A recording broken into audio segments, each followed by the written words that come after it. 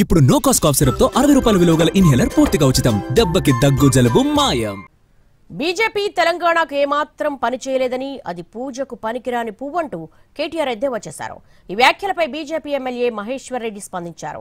BRS అవినీతిలో కూరుకుపోయి ఏం చేయాలో అర్థం కాక మతి భ్రమించి మాట్లాడుతోందని కౌంటర్ ఇచ్చారు. పువ్వు పార్టీకి ఇస్తే మీకు తెలుసు, అది పూజకు పనికిరాని పువ్వు. అది అర్థమైందా? ఆ పువ్వు పార్టీ పూజకు పనికిరాని పువ్వు, అది మన రాష్ట్రానికి పనికిరాని పార్టీ. అది ఎంత మాత్రం పనికిరాని పార్టీ, మనకు రూపాయి పని చేయలేవాడు, రేపు చెయ్యడు కూడా. అందుకే మళ్ళొక్కసారి హైదరాబాద్ ఉరకాలంటే, తెలంగాణ ముంగట పడాలంటే మళ్ళా కేసీఆర్ గారు ముఖ్యమంత్రి కావాలి.